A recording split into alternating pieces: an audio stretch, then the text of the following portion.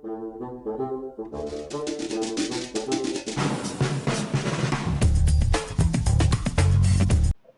day, everyone. Today, let's dive into the introduction of arithmetic sequence in discrete mathematics, which is the solving of linear recurrence relation in the form of a sub n is equal to a sub n minus 1 plus k. And to fully understand the recurrence relation,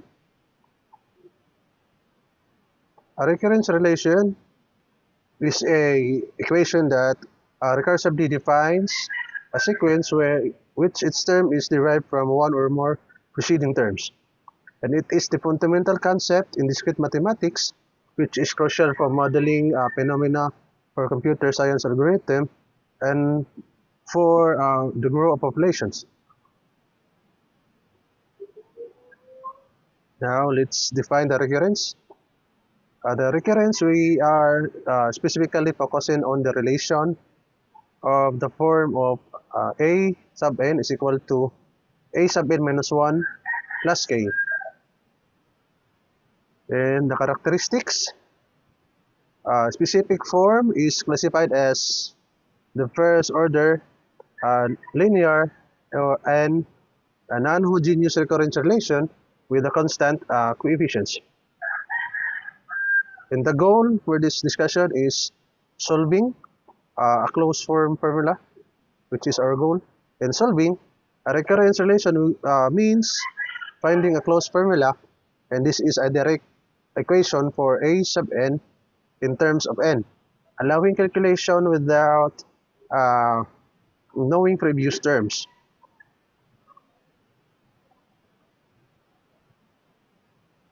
Now let's proceed into identifying the sequence type in arithmetic progression. The recurrence, a relation a sub n, which is equal to a sub n minus 1 plus k, is consistently produced arithmetic progression, or also known as the arithmetic sequence. This type of sequence is characterized by a constant difference which between the consecutive terms. Now let's define k. The common difference k, the value of k represents the common difference, which is in our formula, and it is fixed amount added to the any terms to get the next term in the sequence, which means it is a constant value that we added in the first term to get the second terms in the second terms of a number sequence. And the importance of the initial condition, it is to uniquely define an arithmetic sequence. We need the initial condition, such as it could be denoted the initial conditions as a sub 0, or it can be a sub 1. And this is initial condition would be the starting point that anchors the entire sequence. It means that the initial condition is important to know on how the number sequence goes. And also look at this example. Considered our initial term a sub 1 is equal to 2, and the common difference k, which is equal to 5. And for our number sequence, we have our first term, our first condition, or the first term, which is 2, and our common difference k, which is equal to 5. Now our first term is 2. Now finding the second term, all we have to do is add the common difference value of k into the first term. So our first term is 2, and added by the common difference k, which is 5.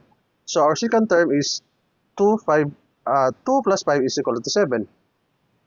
And so our third term is 7 plus 5, which is 7 is our second term. So it will be added by 5 to get our third term. So our third term is 12. And the fourth term is just the third term plus the common difference, 5 is equal to 17. Then the fourth term is equal to the fifth term is equal to the fourth term plus the common difference, which is 5. So the fourth term is 17 plus 5 is equal to 22. So resulting the number sequence which have our our first term 2 and our common difference is 5 is the number sequence is we have 2 uh, 2 as the first term, second term is 7, the third term is 12, and the fourth term is 17, and the fifth term is 22.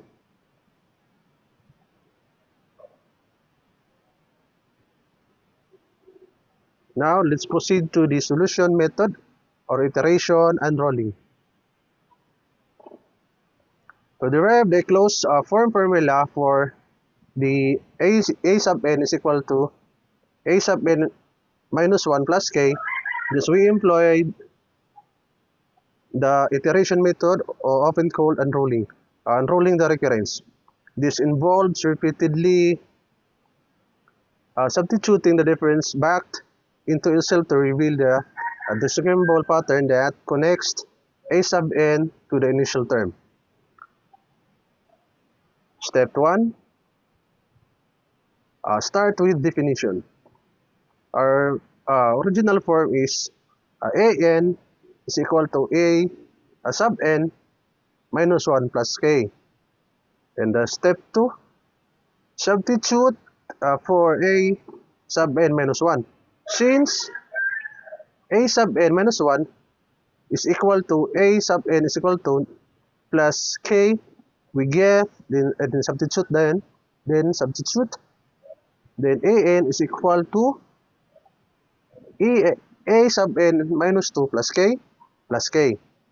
Then it is equal to a sub n minus 2 plus 2k. Now let's proceed to step 3. Step 3 is substitute for an minus 2.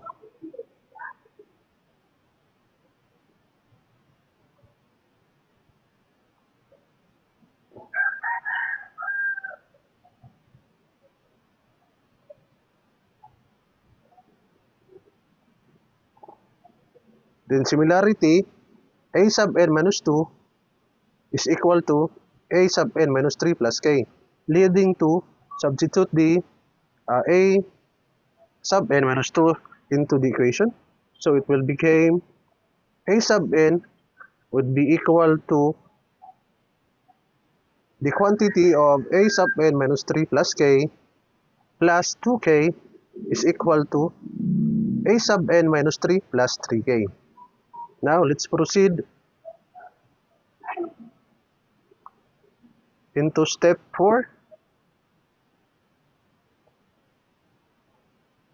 The step 4 would be identifying the patterns. So we observe that for each step backward from n minus 1 to n minus the imaginary number, we had another k. So this continues until we reach our initial term, typically the a sub 1. Then we have our generalization. If we unroll until a sub 1, we will have added k to a total of n minus 1 times.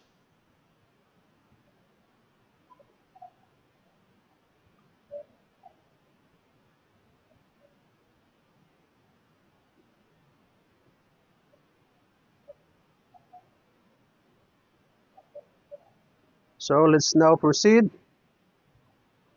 into the general closed form formula. Though the iteration method, we can get generalized the pattern observed to derive the implicit formula for any term in arithmetic progression. This formula allows us to directly calculate a sub n without having to compute all preceding terms. The formula for finding the nth term, the formula is a sub n is equal to the a sub 1, which is the first term, plus the quantity of n minus 1 times k, where a sub n represents the term in the sequence that you have to find. And the a sub 1 is, as I mentioned, the first term of the sequence, then often provide the initial condition which anchors the whole number sequence. Then the n is the position or index of the term you are trying to calculate. For example, you are finding the ninth term. So, as a sub n, the n represents the ninth position. So, then let's have the k. The k is the constant common difference, representing the amount added by the successive terms, which means it is the difference between the two consecutive numbers in the number sequence. For example, in the example in previous illustration, we have the 2, 7, 12, and 17, 22. And from 2 to 7, the difference between 7 the second term and the first term is 5, as well as the third term and the second term also 5. That is our k. That is constant difference, represented by the constant k, or the variable k. Now let's proceed to our work sample applying the formula.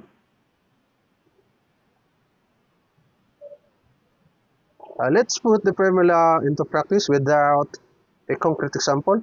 Now this will demonstrate how to systematically find the closed form solution and verify its accuracy. The problem is we have solved for the problem a sub n is equal to a sub n minus 1 plus 3, with the first term a sub 1 is equal to 5. Then we have 1. First step is identify the parameters. From the given recurrence, we have our first term a sub 1 is equal to 5, and our common difference is k is equal to 3. Then the next step is we have to apply the given or the parameters into the our formula. So we have a sub n, our formula a sub n is equal to a sub 1 plus the quantity of n minus 1 multiplied to k. So we have to just to substitute the value of our initial term and our k. So we have a sub n is equal to 5, which is our first term, plus the quantity of n minus 1 times 3, which is our k, or the common difference based on our parameters. Then let's move into our step 3. Step 3 is simplify the expressions. So distribute the common difference and combine constants. So we have from step 2, so we have a sub n is equal to 5 plus 3n minus 3.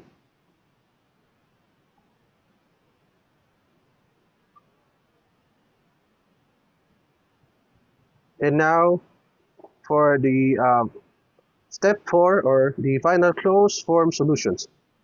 So the simplified closed form formula for this recurrence is a sub n is equal to 3n plus 2.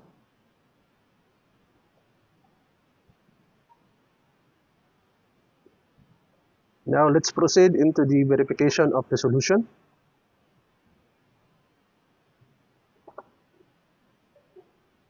Then once you've derived a closed form formula, it's essential to verify the correctness or the accuracy. So this involves checking a few terms against the original recurrence solution output. So in this sample, we have our original sequence generation. So our parameters are given is a sub 1 is equal to 5, and the common difference is, or our k is equal to 3. So if a sub 1 is equal to 5, then the a sub 2 is equal to a sub 1 plus 3, which is our common difference.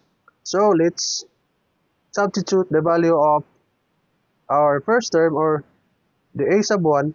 A sub 1 is equal to 5 plus the common difference, and it is equal to 8. And that's our second term. Now we have our first term 5, then the second term 8, so we have to find our third term. Our third term, which is denoted as a sub 3, is equal to a sub 2, which is 8, plus the common difference 3. So in this sample, just substitute the value of a sub 2 into the equation. So a sub 2 is equal to 8 plus the common difference 3. So our third term, or a sub 3, is equal to 11. So let's proceed on finding our fourth term, or a sub 4. A sub 4 is simply just adding the value of a sub 3, which is 11, plus the common difference 3. So as you can see, substituting the value of f sub 3, which is 11, plus the common difference 3, would be equal to 14. Then the last finding, we have to find or solve the a sub 5, or the fifth term. So it's just adding the a sub 4 plus the common difference 3. As you can see again, we have to substitute the value of a sub 4, which is 14, added by the common difference 3, which is our k, and our fifth term is 17. So in this sequence, we have the first term 5, and the second term 8, third term 11, fourth term 14, and we have our fifth term is 17. That is the number sequence when we have given or given parameters a sub 1 is equal to 5, and our k, or the common difference, is 3. So let's proceed on using the closed form formula, or a sub n is equal to a n plus 2. So we have our a sub 1. A sub 1 would be equal to 3 times 1 plus 2, and that would be equal to 3 minus 2 is equal to 5, which is according to our parameters. Our parameters, or our given, is a sub 1 is equal to 5, then our k, or the common difference, is 3. So let's plug in everything into our formula. So let's go back again. Our formula is a sub n equal to 3n plus 2. So plug in our first term would be 1. A symbol first term is 1. And plug into the formula. And 3, which is our n is 1 plus 2 in our formula. So it would be 3 plus 2 is equal to 5. And that's our first term. Then our second term is just 3. Substitute the number 2 for representation of our second term 2. Then it will become 3 times 2 plus 2. So our second term would be equal to 8. Then the third term, 3, then substitute the 3 as representation of n plus 2. Then it will become 9 plus 2, which is equal to 11, and that's our third term. And the fourth term is just 3 times 4 for n is equal to 4 as fourth term, then just add 2, then it would become 12 plus 2, which is equal to 14, and that's our fourth term. And now we have, for the fifth term is just 3 times 5 plus 2, and 15 plus 2 is equal to 17. And the number sequence using the closed form formula is the same as using the original sequence generation, which is just the first term is 5, second term is 8, and we have 11 for the third term, and we have 14 for the fourth term, and 17 for the fifth term. So, as you can see, both methods yield identical results, confirming the accuracy of our closed form solution. This verification step is crucial for building and confidence in your mathematical solutions.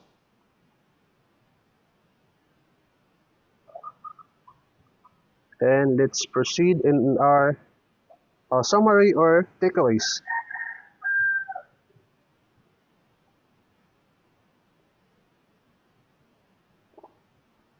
We explore the foundation of the concept of linear recurrence, recurrence relation of the form a sub n, which is equal to a sub n minus 1 plus k, and derive a powerful closed form solution that is simply relations that are building blocks for understanding more complex sequence in mathematics and computer science. And let's have summary for arithmetic progression. The recurrence a sub n is equal to a sub n minus 1 plus k will always describe a simple arithmetic progression characterized by a constant common difference k. Common difference k, as k is for some integer k. And we have iteration method. Iteration method is just the solution method to systematically discover the underlying pattern that connects the a sub n back to the initial term a sub 1. And for the closed form solutions, we have the general closed form solution for this type of recurrence is just a sub n is equal to a sub 1 plus the quantity of n minus 1 times k.